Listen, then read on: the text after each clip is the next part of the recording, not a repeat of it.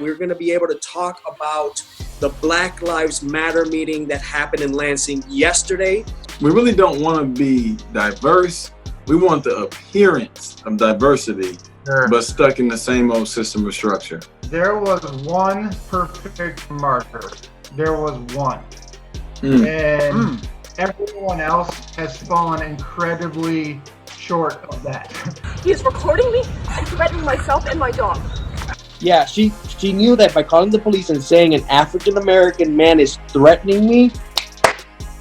Reform the police, defund the police, or abolish the police. I don't hold it against every single individual cop. I have friends that are police officers and I love them to death. But the paradigm that they live in is just not accountable enough. How many times has a police been called by somebody who was white on somebody who was black or minority, and they act like they are in distress, and the police show up and they take me away, or someone who looks like me, because of a phone call? Diversity without shared power is tokenism. And one of the first things she says, I'm really not a racist.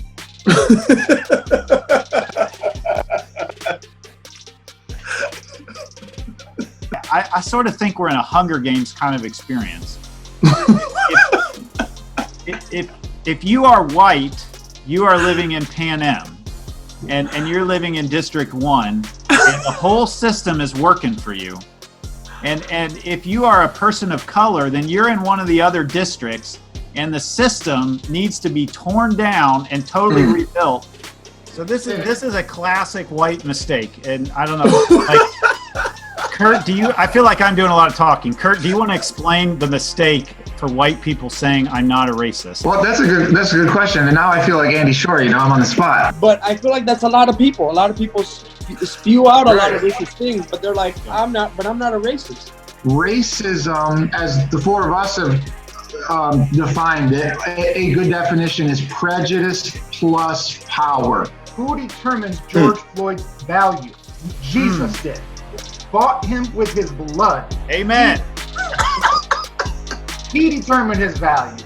The litmus test for white, willingness to change is submitting to black leadership. Cut the military tanks. We don't need those. Defunding, but it's not as simple as just let's give 150,000 less. But the police, they police from a perspective and a vantage point that is ancient, archaic, and old. And I say that because it's systemically racist, and we continue to see that. And if there's not a time when the iron is hot, right now is it. This is why I love talking with you three, is because Coy, you and Luis, I've heard everything Kurt said. but you two just brought up some stuff that I haven't thought about before. If you're watching this and you haven't joined our group, Core in Lansing, please do so right now, because that's how we're in this for the long haul.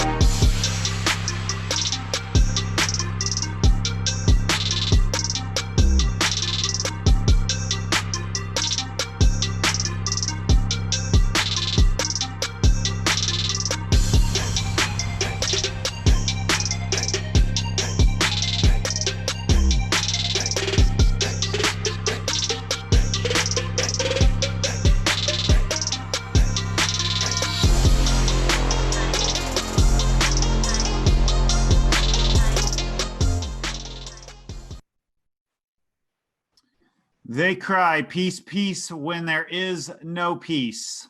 I'm Tom Arthur, and I'm the pastor at Sycamore Creek Church, and I'm here with some of my great friends here in Lansing. Who are you all? Kurt Wright, Crossroads Church. Luis, who are you? Luis Torres, free agent. I see you, Pastor Luis.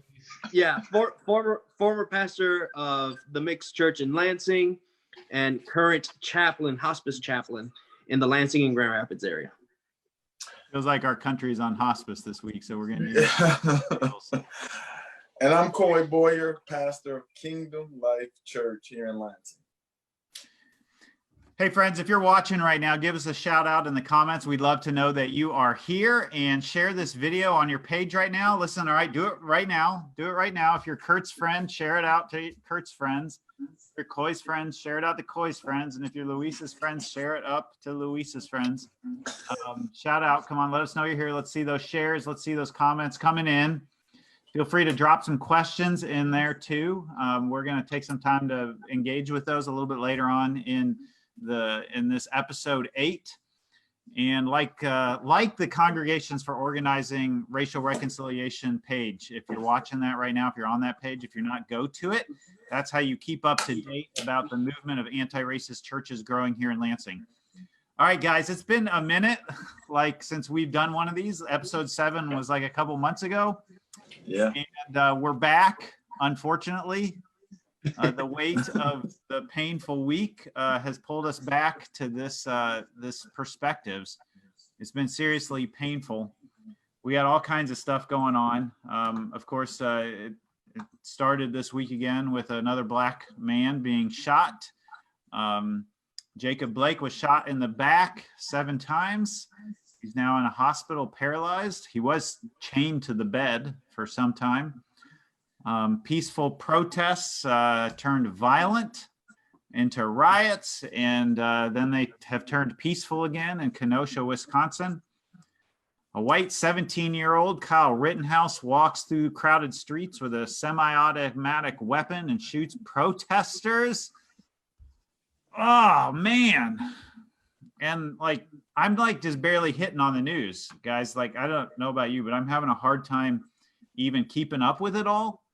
The NBA shuts down, basically. I mean, then it's is it a walkout? Is it a strike? Is it a whatever it is? I mean, there's pushback by the police. Then of course we've got all of the parties, conventions going on right now.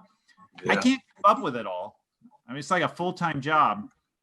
And I reached out to y'all partly because I needed some people to process this with, who I trust. We've been having these conversations long before we ever started having them public, and that's what we decided to do with this podcast. Take those private conversations of 4 diverse pastors who've all been through racism workshops and training together, part of building this anti-racism movement in Lansing, and to take those public. So I feel like we need to start with just a heart and a gut and a spirit check. Just a real quick, what's going on? Coy, what's going on in your spirit after this week? Well, I'll be honest with you. After this week, my spirit was definitely troubled, and it led me to kind of ask the Lord a big question, and that was, what am I supposed to get out of all of this? First and foremost, Lord, why am I dealing with this? Why is it, something that I'm having to navigate my way through? And then how do you want me to handle it? And a couple of things that I've kind of come to grips with in the last few days, thinking through this and trying to just wrestle through it, was number 1, not only what does it specifically mean for me, but 2, what am I supposed to do with it? What's the next step? And then I've begun to ask myself the question, have I, as a black male, 21st century, who has pretty much had, I'm going to say, experiences with police and society where I feel like things have gone well. So I've been, to some degree, I've experienced some privileges, some blessings in my life where I have not experienced some of the type of heartache and pain and situation or the circumstances that we're seeing, like in the situation with Blake. And I've been asking myself, have I been lulled to sleep? because I've been given a piece of the American dream, so to speak, and in getting a piece of it, has it caused me at times not to really deal with the issues head on, because it's good for me. And so I've been really challenged over the last couple of days, and I'm being reminded of the fact that while my primary goal is to share the gospel and tell people Jesus loves them and try to get people's souls saved, I sometimes am probably losing track of the reality that it's one thing when we present the gospel and someone accepts Jesus and their soul is saved, but there's a sanctification process while here on earth that needs to take place. And we are to be sanctified in body, mind, spirit, soul. So that process, while a person may be going to heaven, man, there's still a lot of issues that we have to work through here on earth. And I think that at times I've allowed those other issues, sanctification, to be overshadowed by the fact that someone is going to heaven. Wow. So it's been challenging for me. That's some heavy soul searching, Coy. Yeah, it's been a rough week. You know, I think as a white person in this, it's like, this is like one of those things where white privilege can let you kind of check out. And I mean, I'm hearing like you saying, like wrestling even a little bit with that yourself, and getting. Yeah, because I have privilege. So privilege is not just about being white. While white privilege is real, I get privilege as a pastor. Yeah, I get privilege as an educated Black man. There are privileges because I walk into environments and people have a lot of confidence in me because of what they have seen in the past, what they know about me. And man, I'll be honest with you, I have had a pretty good life, all things being considered. I didn't really feel like, I didn't live my life like there was a ceiling over my head because I was a Black male. I'm realizing there is a ceiling there, but for the most part, the things that I want to do and achieve, I've been able to do them. And so in some sense, maybe I've been lulled to sleep because I have a piece of the pie, not realizing that the many men who look like me don't get any piece of the pie, really. Man, I feel like we could do a whole episode unpacking what you just said. Yeah, for sure. Yeah. Well, Kurt, what's happening in your heart and your gut right now? Yeah, I mean, I think for a lot of white folks, the George Floyd situation was a watershed moment. And it was in both directions. Most of my church, I'm so blessed because we've been at this for a while. It's increased our conversation. It's increased our understanding that we need to be anti-racist and grow in what that means. But at the same time, I grew up and live in a small town called Leslie, Michigan, and I see and hear the rhetoric of the opposite reaction. It's just as strong and palpable, and the division is making me kind of nauseous. And it's, you know, and then I watched both the Democratic and Republican conventions here and there, and you know, I just had never. You have one party that says systematic racism is real. The next one says it is not real, and that's exactly the direction it's heading in. It just seems to be people are there's a lack of humility, so I think there's a lot of frustration there. I'm feeling the fatigue, so if I can feel the fatigue in my immense privilege, I can only imagine the fatigue a person of color that you would feel. So there's pieces of it where I'm seeing some encouragement. But this last week with Jacob Blake, you just see the division immediate. Bam. There's no wrestling with it. There's no conversation. It's just polarized immediately. Bam. Like, oh, but he had a warrant out for his arrest. Oh, you know, but, or the other side. And it's just so reactionary. And I don't know what to do with it all. I'll be honest. I don't know what to do with it all. So I'm glad we're having this conversation. Yeah. Coy, can you go ahead and restate everything you said? Because I forgot to hit the record button. Can I? I'm just kidding. It'll still be on Facebook. But, hey, Luis, what emotions are running through you right now? Yeah. It's just been a weird season for me. Now that I've stepped down from the mix, I'm doing some, and I've told you guys about this, that I'm doing some real deep searching in my own personal life as well. And I'm glad that I'm doing it. I'm really excited that God's just doing some great things in me and doing some great things in my family. But during this, all of the situation that's happening, it's a lot. It's a lot. And I've tried to stay away from social media too much. Last week, how they it shows you the screen time on your phone. If you have an iPhone, it tells you the screen time. I was down 41% from last week. Oh, all right. So, I'm just, I'm trying to cut back. When I see things on Facebook and I'm tempted to respond to certain things, I just don't. I just keep scrolling. So those are kind of little things that I'm trying to do. But this whole situation, if I would have to describe it in one word, I would just say grief. Mm-hmm. I'm grieving. Mm-hmm. I'm grieving the state of our nation. Frankly, one of the biggest things I'm grieving right now is the state of the church and how nationalism has kind of come into the church. I guess it's kind of always been there, but how it's been exacerbated in the church, and how nationalism has become kind of our new religion, where it's something where we either believe or don't believe, whether COVID-19 exists or it doesn't exist. Whether systematic racism is real or is not real. It's all based on belief, right? Like whatever you believe in. And it's brought up this individualism that is toxic. And I think that's for everybody. I'm not pointing out any particular party. I'm not pointing out any particular belief. I just think that this is something that we, specifically the church, need to flee from. And I think it reminds me of the words of Jesus: give to Caesar what is Caesar's, right? So I'm grieving. I'm grieving just the state of the church, the state of our nation, and the injustices that are happening today. Yeah. Grieving is a good kind of big catch-all word for what I think we're all going through. I want to just shout out to a couple people. So we got several people who've let us know they're here. Julia Scott, Julia Wilson, Aaron Umstead, Katura is there. Katura's got awesome presence in the comments. She's always writing the best stuff. Aaron Umstead, Carla, Julene Kenny, Shawana Tyson. We're glad you all are joining with us. If I didn't mention your name, that's because you haven't shouted it out to let us know you're here. So do that right now. And share this out, friends.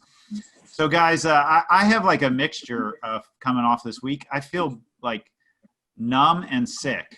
And numb in the sense that I think, as I alluded to at the beginning, as a white person, I think it's really easy to just disengage. Like Luis, what you're maybe doing for your own mental health as a person of color, white people just do that all the time. And so there's that temptation to just pull out of the conversation altogether. But then also sick. And when I get into it, it reminds me of if you have a family member or a loved one or somebody who makes a poor decision and digs themselves in a hole, they make more poor decisions inside the hole. And it was going to be hard to get out of the hole to begin with.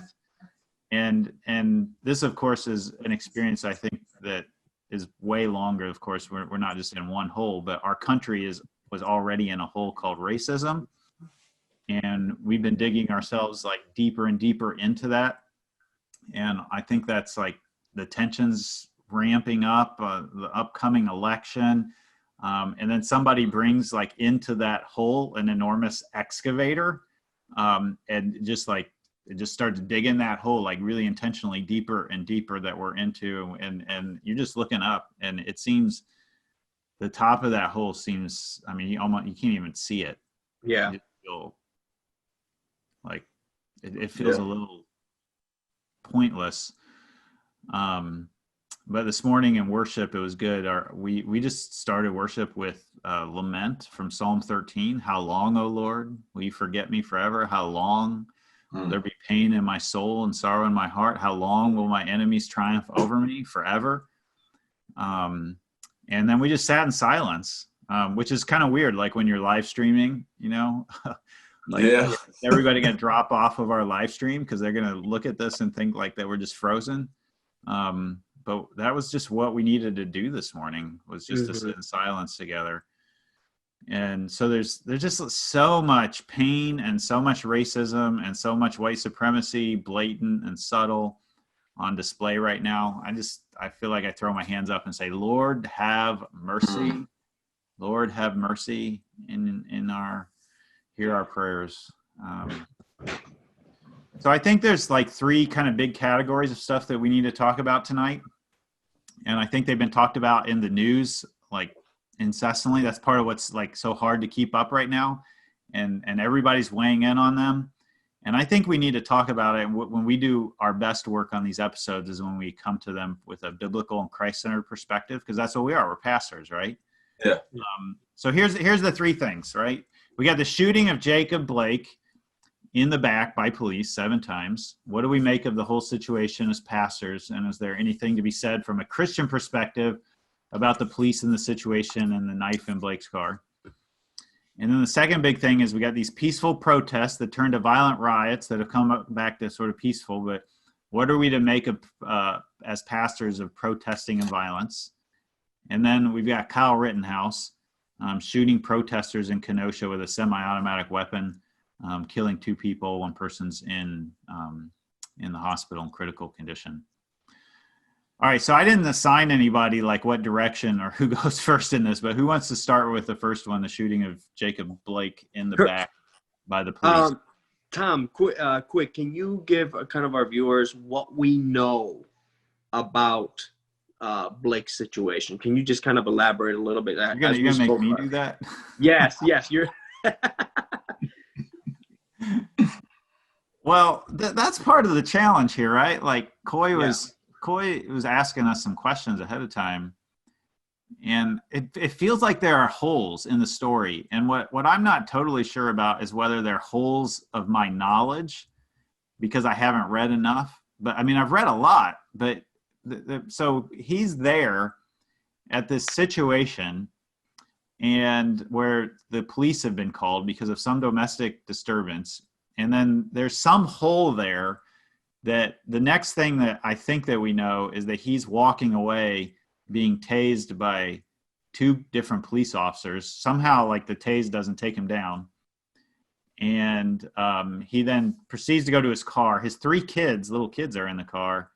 And he reaches into the car, and I guess there's a knife on the floor, or maybe there's a knife in his hand. And maybe in one video, one police officer is yelling, drop the knife. And then, of course, that's like the video, the little 20 seconds that probably most people have seen, where he's shot then 7 times in the back. He's in critical condition. He's paralyzed from the waist down. He's chained, locked up by his foot to his bed. He does admit to having a knife in his possession, but it's not clear whether it was in his hands or in his car. He does have some warrants out for his arrest, or a warrant out for his arrest, and he's got some backstory, of course. Like, I mean, that's every black man in America, just about, based on the systemic racism that exists, is more likely to have all of those things happen in their background. But I don't know, did I miss anything? I'm sure. No. Like, comment, by the way, if I missed something really important, comment. Some Couture will correct me. Appropriately so. Yeah, she just commented the knife was underneath the seat, and they don't know about the knife until they didn't know about it until they searched their car, which is a story that I have heard also. But Tom, I think you made a good point. There's some holes somewhere in the story, and so when we talk about this particular instance with Jacob Blake, we can make comments based on what we see. All right. So based upon the video, he's obviously walking away from the police, going around to the driver's side of his car, trying to get in. At first glance, I'm gonna say, as an individual, or especially as a black man, when cops have guns on me, I don't think I'm walking away trying to get in my car. That being said, it doesn't mean that he didn't have the right to walk away. Right. If he's not being detained, if he was not the suspect in question, you know, hey, if the police show up and I don't want to be around or I want to get away because maybe I know I got warrants and I don't want y'all running my record, there's nothing wrong with me wanting to leave and get out of there. So I don't know if he was being detained, if they tried to stop him or what, because that would add some light to the situation. And then, of course, you get to the real big question of whether or not he deserved to be shot in the back. And I don't care who you are. At this point, I'm saying no. No one deserves to be shot in the back when they are walking away. There are 3 or 4 cops who are there. If he is going to get a knife, they got guns. Right. They are not in danger. And the fact that he follows him around to the car, the cop does, it's almost like he's putting himself in the position to now maybe be threatened by something that may be in Blake's car. And so, I mean, I'm not a police officer. Again, there's some holes in this story, but I'm frustrated. I'm tired. This man did not deserve to be shot 7 times in the back. I don't care how you look at it. I don't care how you feel. He did not deserve to be shot in the back. And I'm gonna go on record saying this because it's recorded. If officers feel threatened when they are dealing with black men, then maybe you shouldn't be an officer in my community. Because too often I get the sense that white officers in black communities with black men, they're almost like they're going to war. And when you go to war, it's 100% chance the dude on the other side of the enemy lines is shooting at you to kill you. When you come into my community, man, there's like a 2% chance that I'm gonna shoot at you to kill you. And so too often they're preparing for war and battle. Like they gotta go and, you know, their lives are always threatened. If you shouldn't be a cop, and you definitely should be policing people who look like me. If it's always gonna be, well, you know, you could have had this, my life feel threatened, then you should be policing me. You need a new job or need to police someplace else where you don't feel as threatened. Protect and to serve. You are not at war. Protect and serve. Matter of fact, your life matters, my life matters, and you want to go home tonight, make sure I get home tonight too. That should be your first priority. Make sure I get home tonight because you're there to protect and serve me, not your own interest in yourself. So I have nothing against police when they do their job right, but if you are ineffective or insufficient at your job, find something else to do. If you are that afraid, you shouldn't be policing me. Sorry, I took longer than I should have. Man, Coy, that's gold, man. That's like I mean, you've been direct in these before, but that was like a directness. I mean, I hear a little anger. I'm frustrated. I'm hurt. I'm frustrated, and you know, I've had a lot of things take place in my life where the experiences that I'm seeing black men have not been my experience. And I think that because my experience has not been what a lot of black men's experiences have been, I sometimes have just overlooked what the reality is for many of us and what it could be for me. And by God's grace, it has not been my testimony or my experience, but that doesn't mean that it can't be. And that doesn't mean that it won't be my son's experience. And even if my son's experience is more like mine, I think that I have the responsibility to see what's going on with other people's experiences and fight for that. And say, hey, this is wrong. And I'm getting to that place where, again, I think police think that they are in war. You are not in a war. You're in a community of people who you already have the power. You already have the authority. You already got the badge. And everybody's going to side with you first. You don't have to come in guns a-blazing. But you do. And you do it to people who look like me. Man, you know, that reminds me of when I was watching the Black Lives Matter meeting with Andy Shore. I had a real aha moment when I realized that there's no residency requirement for police officers in the Lansing Police Department. And there's actually a state law against it. They can't say that you have to live in Lansing to be a police officer in Lansing. And on some level, I understand that, but then I recognize, like, so what ends up happening is you have police officers from all the surrounding or people from all the surrounding areas which have chosen to live outside the city and have a sort of urban or a bias against living in the city, and they're then policing the city. Yeah. And I've heard Angela Waters Austin say, like, community policing is not done by police officers that don't live in the community. And in that moment, light bulb went on in my head of understanding what Angela's talked about. Angela's, of course, one of the co-founders of the local Black Lives Matter and all kinds of other One Love Global, which has received peace awards and all kinds of stuff. And I think you potentially have like people who've moved out of the city because they don't like the city, working in the city, policing the city. Yeah. It's like the Hunger Games. I mean, I'm back to the Hunger Games again. You love it. The Hunger Games, man. All right, Luis, what's hitting you? Give us some pastoral wisdom on this situation with Jacob Blake. Man, can I be honest with you? Man, I'm going to be honest. I'm going to get real. But there's times where I don't want to be pastoral in these things. Just well, you're a free agent, so you can be whatever. Yeah, I can be a free agent, I guess. You don't have to pacify any like church member who might leave. Yeah. The Methodists will take you if you drop some F-bombs, right, Tom? Yeah, we're still good. Yeah, I'm angry. I'm frustrated. And my heart just says, I just want people to remain alive.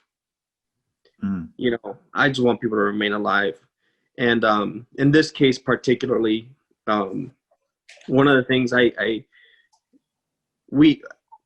us people of color, we need to understand that our reality is that we are going to be discriminated against. Our reality is that we are going to be looked at a certain way. Our reality is that we don't have the same rights as white people do in this country. And if you want to argue with me all day, we can do it. We can duke it out. There's no problem. But the data doesn't lie. This is not the first time we've been here. And now I'm just talking to my friends of color, you know, my people of color, remain alive. I promise you, I'm going to stand by you, and we're going to fight this, and we're going to continue marching the streets, and we're going to continue speaking out against systemic racism, whether you believe it or not. But remain alive. Don't walk away from a police officer when he's got the gun drawn at you. I had an experience not too long ago where I was standing right next to my car, and while I was standing next to my car, a police officer pulls up because I was being suspicious. And he spoke to me, and he got out of the vehicle, and it was kind of cold because this is around February. And what were you doing? What was suspicious about what you were doing? I was standing, I guess, for a long period of time on my phone while the door was open, and I was in between the car door and my car, standing on my phone. So all right, can we just pause for a second and let's ask the white guys in the room whether we've ever been standing in the door, like on our phones, and gotten a Kurt. Have you? I've never, like, no one's ever thought that was suspicious. Absolutely not. Me. No. So, but anyway, that's what happened, and it's okay. Fine. I don't mind talking to a police officer. But one of the things that happened was when he was approaching me, because it was cold, I put my hands in my pocket, and he reached for his gun and said, "Hey, sir, get your hands out of your pocket." And I right away put my hands up, and I said, "Look, officer, I got nothing, I got nothing to, I'm not a threat." I put my hands up. I'm more than willing to talk.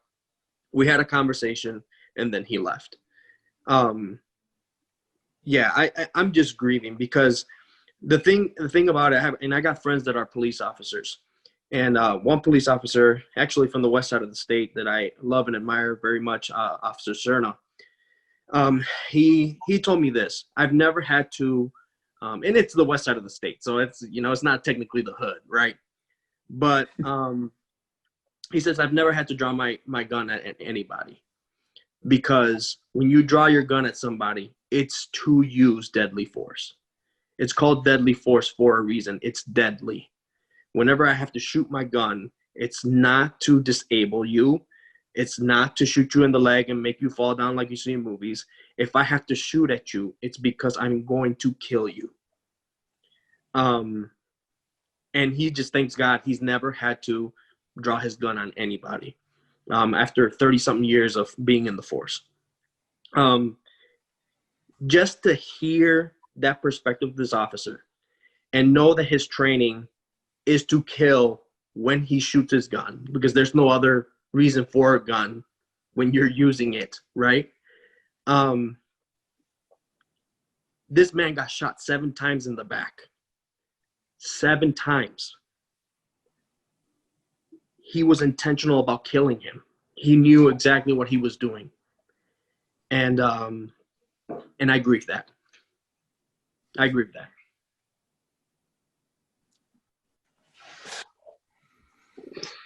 Man, Luis, I can hear that in your voice, your whole demeanor. Kurt, what are you seeing in this whole shooting of Jacob Blake? Yeah, so, I'm grieved. Obviously, everything. Thank you so much, guys, for sharing what you're saying. I'm also grieved in addition because of some of my white friends that are trying to make a case of all of the reasons of why this shooting was justified. And so I from what I read, I do think he was part of the call of why he went out there. That's fine. It doesn't change anything. I recognize he had some criminal history. Okay, no big deal. He had a knife in his car that he later admitted. These things, it's okay for those things to be. I think they're facts. I'm not entirely sure. But that never can justify a police officer shooting him in the back 7 times. That can never be permissible. So just by your logic, and I was a criminal justice major, like that's exactly what it is. You shoot only to kill. And so you can only shoot to kill if your life is being threatened. How could his life be threatened when his back is to him? And I think Pastor Coy is spot on. I think this officer feared Jacob Blake. I think he was reacting because he was scared, and he reacted to kill. And he wasn't just shooting him once or twice. It was egregious. And so I'm just grieved that people can try to make a case of why that's okay. Yeah, but he was a criminal. What do you like? That's the whole point. White people, they're crying Black Lives Matter. They're crying Black Lives Matter. But yet you're making a case. You're saying, but all lives matter, and the shooting was justified 7 times in the back because he had a criminal record. It's just it's insane. All lives matter unless you're a criminal. Yeah. Well, that's kind of written into our Constitution, which I've grown to know or understand, that the 13th Amendment abolished slavery except for imprisonment. Right. That basic thing is built into our culture through and through, not just with imprisonment, but just in that same reaction. Coy, what are you going to say? I want to throw something else out there because, I did make the comment that, officers would say, I fear for my life. And I think that Pastor Kurt made a good connection with that he probably was afraid. He was afraid of Jacob Blake. And I get that. They actually tased him twice and he walked through it like it was no big deal. He's obviously, he's not a small black man, decent sized black man. And he's walked through 2 tases. But I think there's another issue that needs to be said. I can't prove it, but it needs to be said. And something my wife and I talked about recently here, and that is, I think that officers as men not only have an ego problem like most men, but they have an ego problem because they actually have the authority and been given the right by law to tell you, stop, don't go nowhere, do what I say do. But I think that oftentimes white males have issues when black men look at you and say, I ain't listening to that. Something clicks. Because I've seen white men say to white officers, dude, I'm not doing this. I'm out of here. You can't do this. I've seen white men go and get in their cars and officers don't shoot. In one situation we saw recently, one white guy was being like detained by the officer. He ran at the officer. The officer did everything he could not to shoot this guy. And I see that often. I think there is something else that takes place at times. It's almost like when black men stand up and say, I'm not going to do that, or men of color, it's almost like, boy, get back in your place. And I think that has something to do with it too. And I hate to say that because you can't prove it, but I think there's something there. There totally is. And just real quick, you guys might know the study I'm talking about. It's like a Harvard prison experiment they did in like the 70s. And they got these college students in a basement for a summer, and half of them were the inmates and half of them were the prison guards. It's all pretend. They gave them pretend power. And then like within 1 week of this experiment, they had to shut it down because those who were given the power were being abusive to the inmates. And it's just random. It's a documented study. And so there is a variable there. And that doesn't even include the racial barrier. Right. That's chalk through and through in our culture. I mean, I watched Spider-Man with my boys the other day, and in that, generally, like the white rich guys, and Peter Parker, of course, is a white teenager, kind of bumbling teenager, but they're all the good guys, and then bad guys. I mean, most of the bad guys are black. Now, the main bad guy, like the main chief bad guy, played by Michael Keaton, was white, and his daughter was biracial black, and he's married to a black woman. But I felt like after I got done with that, I needed to like talk to my boys about like not every black person is a criminal, and you see why that's so important for like the Black Panther sort of side. Yeah. Make sure that there are black superheroes in the culture. When I look at this shooting, I feel like there's this tension that happens between, generally in the white culture, the sort of, all right, let's wait till all the data comes out. Let's make sure the story is fully told, and then we can sort of pass judgment on it. And that's a sort of common thing I hear. I remember when Philando Castile was shot, and I heard that a lot. Like, okay, let's, we've got his girlfriend's video, but let's wait till we get everything out and hear about it. And then the on the other side of it is the very real lived experience of black people not seeing justice done with police being held accountable when they shoot people. Right. I mean, That's right. you just don't see it. You almost never see police officers being prosecuted successfally. And so from the black perspective, it's like, well, why wait? Because nothing's going to come of it. There's no potential real accountability there. And then you've got, which we've all talked about, like the in the back 7 times. Again, that's like Luis, you're saying, that's an intent to kill. Now, I was reading an article recently. I've been participating in the Lansing People's Assembly, which is something that came out of that whole meeting with Shore and Mayor Shore and Black Lives Matter. And in that, I was exposed to this idea that I wasn't familiar with, and that is that Scotland Yard, the police officers in Britain, almost none of them carry guns. And so I did some research on that, and I looked up an article on NBC News, and there were just a couple of quotes that struck me, and I wanted to read some of those. They had this 1829 principle of policing by consent rather than by force. And then there was a quote in the article by Brian Dillon. He's the former head of the Met's Firearms Command, who now runs the counterterrorism consultancy Rubicon Resilience. That's all a mouthful. Wow. Here's what he said. He said, in a free and democratic society, there's going to be a balance between democracy, freedom, and openness in a police state, and none of us want to live in a police state.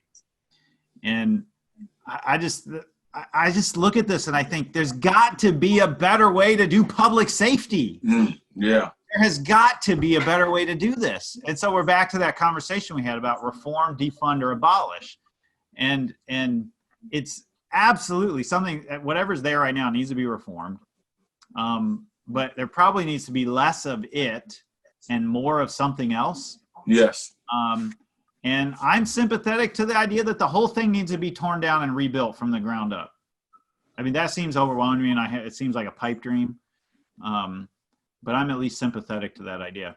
And when I think about this from a scripture's perspective, I go back to Paul in Romans 12:19. He says, "Never take your own revenge, beloved, but leave room for the wrath of God. For it is written, 'Vengeance is mine, I will repay,' says the Lord." So the ultimate arbitrator of any of these situations isn't the police officer. It's not the judge. It's not the state. It's God. And I think the state does act in many instances at its best in some of those principles. But ultimately, vengeance is God's, not the police officer shooting the guy in the back 7 times as he's walking away. And Coy, your sort of thought about like the white guy's reaction to the black man. I mean, that's what like CORE, when we do caucusing at CORE and we split up and the white people are in one room and the people of color in another room, and the white people are in the room trying to root out like the inner racial superiority inside of us. That's the sort of stuff that we're confessing behind closed doors that people of color don't need to hear white people processing. Like where I say, I mean, I've never felt this to you, Coy, but where I say like, man, Coy told me to do something and my white inner supremacist came out and he didn't see it, but inside I was like, how dare he tell me that? And that's why that inner work like that we do in CORE is so important. So that we're working on that stuff when we're not in a stressful situation. So hopefully we're practicing for when we are in a stressful situation. Yeah. Keep a lid on it, or maybe even that it won't even be there by the grace of God. And Tom, I got something to say about that before you continue. This is something that we like. This is what ticks me off. What ticks me off and gets me so mad is that we try to deny these biases, but they are true. These biases are true. Let me tell you about my personal situation. I am an advocate. I am an activist. I am a pastor that loves this conversation and wants to see change, okay? Let me preface that. I lived, I'm closing on the house on Wednesday, in Lansing by Washington Park at a high black area. There was on Juneteenth, there was a big celebration, and I had my car parked in the park. When I go to the park and I drive through the park in order to leave to have dinner, I was a little fearful. I myself was a little fearful because there were so many black people in one spot. This is my confession. So, and if I'm an activist and I love this conversation and want to see change, and I was fearful, I know that you in the suburbs that haven't seen a black person in a million years are fearful. Yeah. And we just need to stop denying that.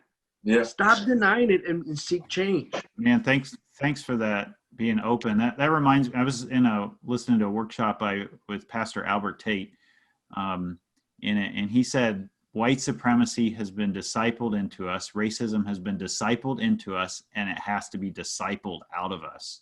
Yes, it's a discipleship. Those of us who are deeply sympathetic and committed to the cause of anti-racism have this stuff in us by the mere fact of living and growing up in our culture and being discipled and apprenticed by superhero movies where the guy who's on the good side is always white and the guy on the bad side is always black. And you've got to have that stuff discipled out of you.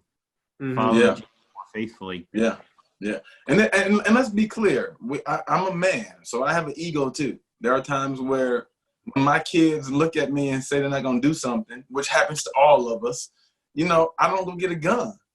And if I were to get a belt and start to beat them because they told me no, the right person sees it, or the wrong person, depending on how you want to take that statement, they'll take my kids away.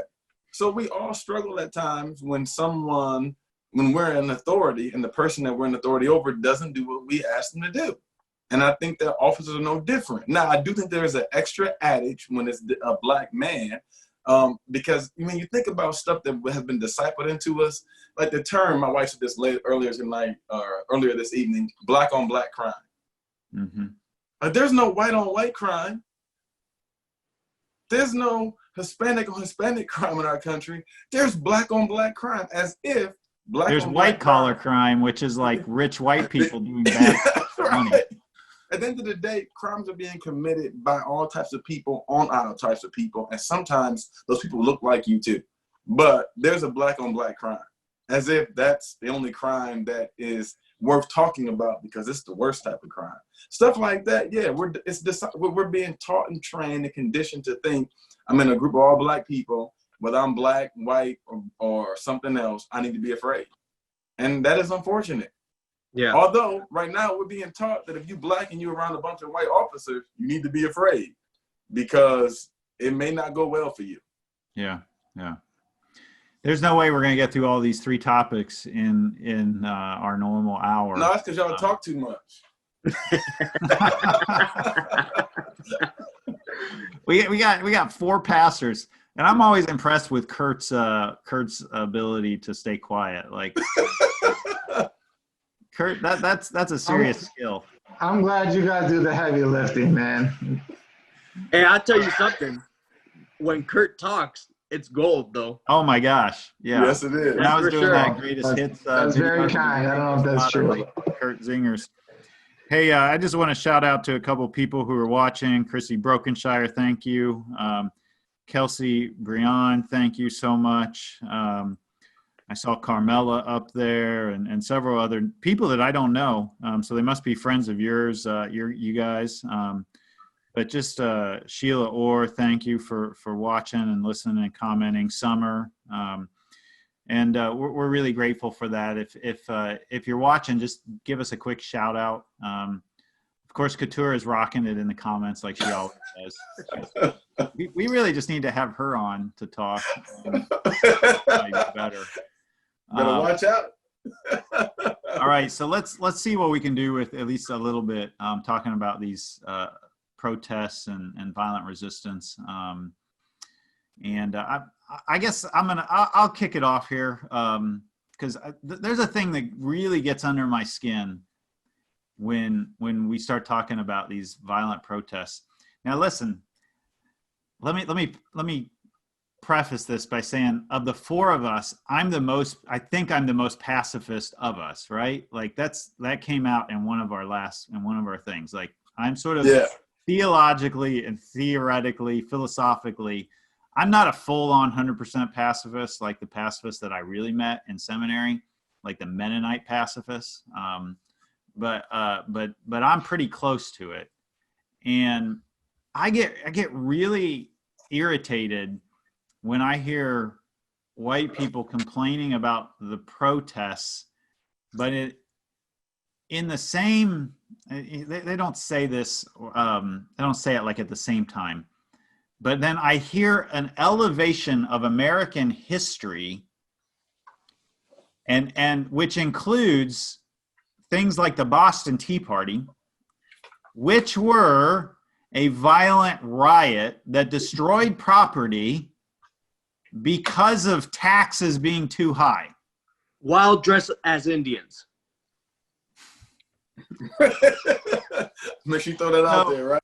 So if we are going to complain about the violence of the current protests in Kenosha or other situations, let's also be consistent and complain about our own history as Americans and the methods that we have used in the past and how we have glorified that violence. Now, I'd like to personally not glorify any violence. Sure.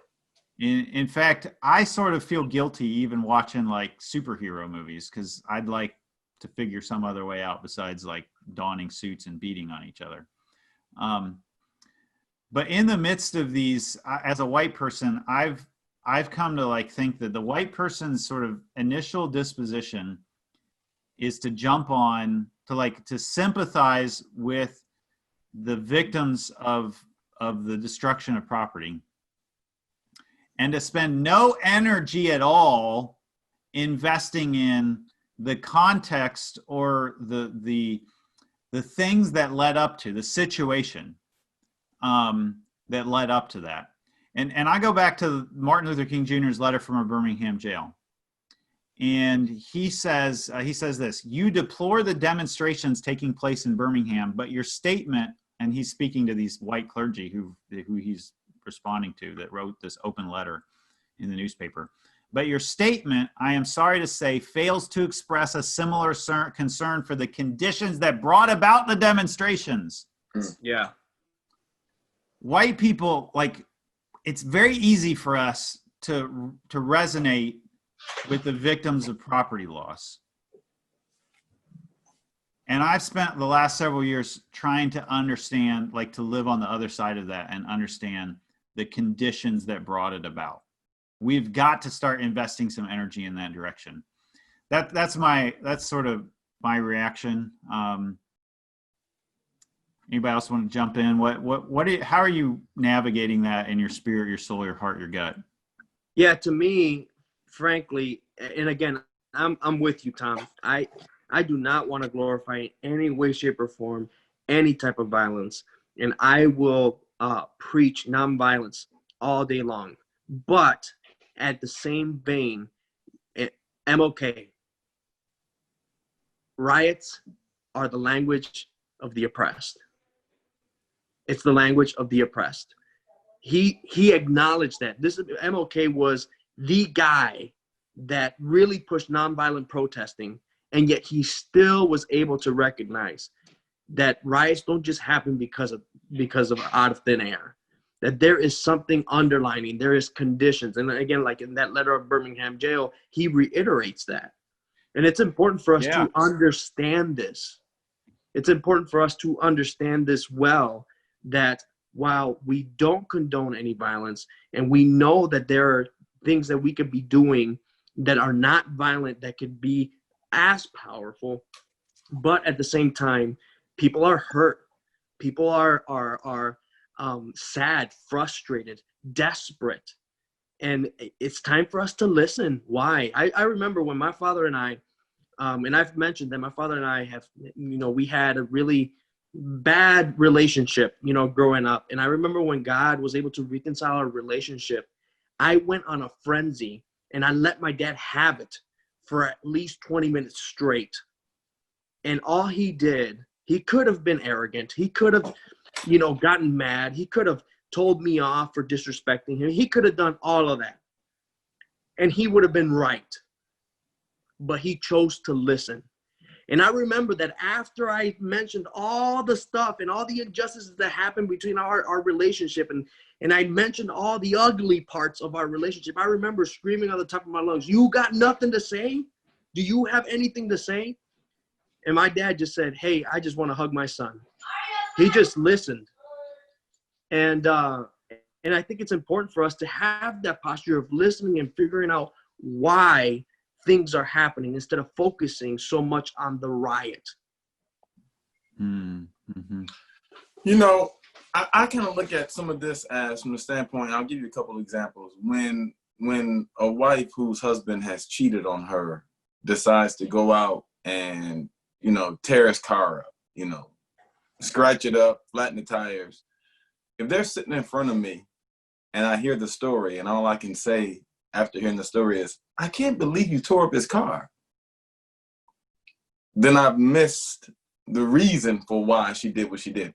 I didn't say what she did was right. I didn't say that what she did, I would encourage her to do again, but I'm not really going to focus on the fact that his car got tore up. In fact, if he brings it up, I'm going to say, well, good thing you got insurance. But that's There's a country song about this, isn't there? It Like Miranda Lambert or something? I tore my key into his pickup four-wheel drive. Yeah, that's right. That's right. Yeah. Nobody asked her why she's being violent. That song goes to the top of the charts. Yeah. And There's an R&B song on that too. And there you go. What is it? What is it? What is it? Something. The windows of the car. What is it? Beyonce's last video. I mean, her last, the one album, Lemonade. It's her whole experience of, just infidelity and her response to it. Right. And when you understand what she's responding to, again, you're not condoning what she did, but you do understand why she did what she did. It was a reaction to an action. And similar, if a woman is being raped and she can reach down and grab a knife and she cuts a man in his area that he's using to rape her, the conversation should not be, why would you do that to him? We know why she did it to him. And so people are frustrated with the fact that their property is being torn up. Forget about the property. What people are saying in that moment is, my property is more valuable than your life. And last time I checked, the Bible is very, very clear. Yes. Nothing is more important than human life. And the only thing that is on the same level of human life is human life. Not to mention the Imago Dei.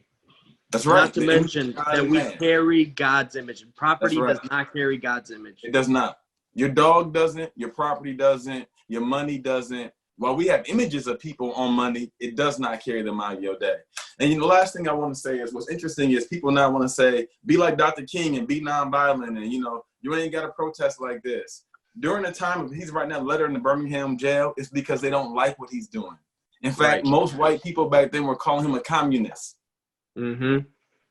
So during the time of a struggle, the people who are being oppressed, who are probably right in their fight against the oppression, it's not seen as right in the moment. It's not until later that we recognize, oh, I guess they were right.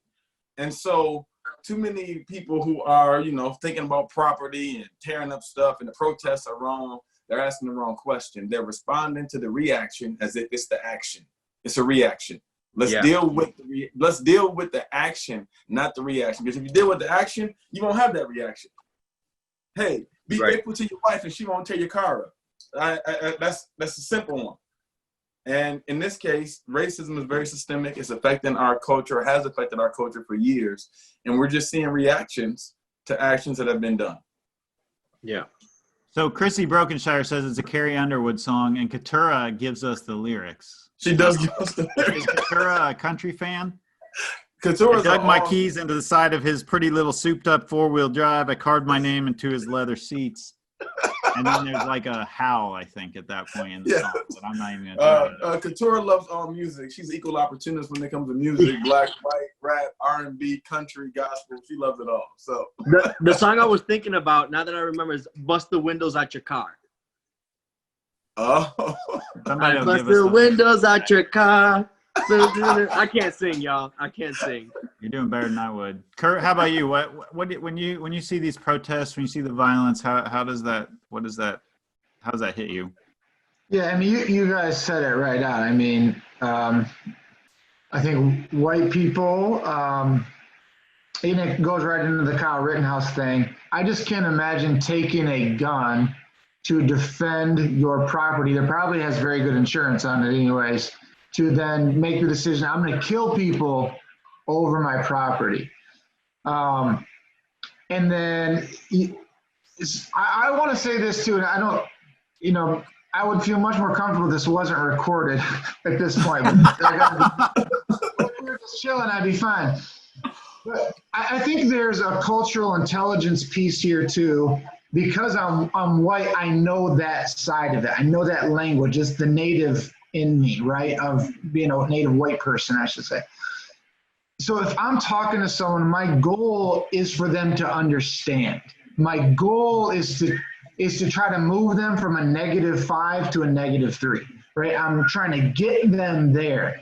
So I will say, I think violent protest is wrong. I'm quick to say that among white people that don't get it at all, right? I'm very quick to say that because in their mind, they don't see this shooting as through the racial lens that we see it. They see it as someone disobedient, disrespectful, criminal, didn't obey, and got shot, and that's what happened. You don't listen to the cops, right? And they're denying this whole piece. But so, and this is what Brian Urlacher, famous middle linebacker of the Bears, he posted, so he literally tweeted, so you guys are gonna destroy a whole city, burn down a whole city, and quit playing NBA basketball because a criminal had a knife in his car and wouldn't listen to the cops. That's his mindset. So I know that's 50% of the people's mindset. So I try to say, of course I don't condone the violent protests. Of course, but then I come in and say exactly what you guys said. But what's more important? But why are you so concerned about the property and not the life? And so I think it's I don't know, right or wrong. I'm just being honest. I'm trying to get people to understand. And so I think my white friends that are not getting it at all, they're saying, but no one is saying it's even wrong. No one is saying burning down a car thing or burn is wrong. And so I just want to say, no, it is wrong. You shouldn't do that. But you're missing the greater ill, the greater wrong. These are not equal. Property and life is not equal. Yeah, are we pro-life or not? But I'm not going to go there. Whoa. Okay. And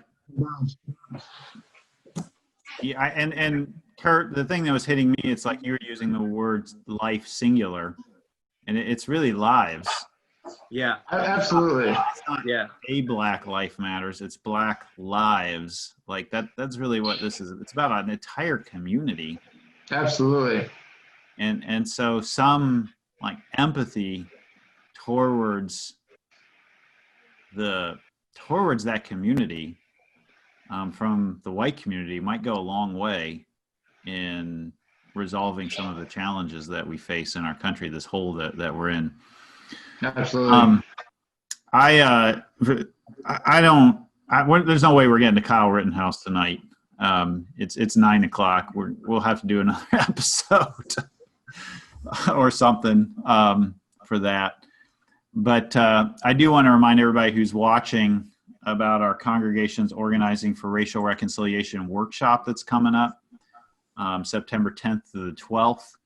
This is the gateway into the anti-racist movement that is being built amongst churches here in the Lansing region. And the really cool thing about this one is we're doing it online, so you can do it in your pajamas at home. It'll be Thursday, Friday, and Saturday. It's Thursday night, Friday morning and afternoon, Saturday morning and afternoon. And it's highly interactive, all right? So you're not going to be sitting there listening to people talk for 6 hours straight on your computer. There's a lot of small group interaction. There's times where you will have you getting off of the group meeting and watching some documentary video clips and so on.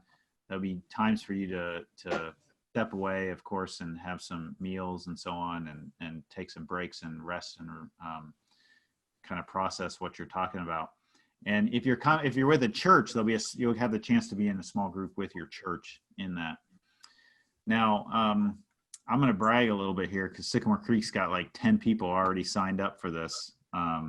So get yourself signed up. I forgot to put the slide up there that's got the link on it. Let me go back and find that slide. Here's the link. It's bit.ly/core September 20th. That'll get you to register for the workshop. Again, I want to shout out to a lot of people who've made it to us till 9:00. Chrissy Brokenshire, Aaron Umstead, Juria Wilson, Carmela, Katura. Katura, by the way, knows the singer that you were mentioning, Luis, of course, Jasmine Sullivan. That's right. That's right. Julia Scott's been watching the whole way along. Cindy Page, glad you're here. I've not met you before, but this is the fun part about this, is that we meet a lot of people that we don't know. So make sure you go to the core page on Facebook and like it. That way you will stay connected with us. All right. Let's see. This is the 8th episode of Perspectives. You can find the first 7 of them on our core page. Scroll back through those. There's all kinds of them. We also did short takes of most of them, so there's like 3 to 5 minute summaries or like the highlight piece. When are we gonna be back for episode 9, guys? I feel drained just getting through this. I'm gonna need like, I don't know. I'm sure I'll be thinking about it. Because we just barely scratched the surface tonight on a lot of these things. Yes. So we don't know when we'll be back for episode 9, but what we do know is that racism doesn't seem to be going anywhere right now. So we will be we'll be back giving you our 4 diverse perspectives as pastors, biblical and Christ-centered perspectives in the future. So until then, friends, be well and do some good out there.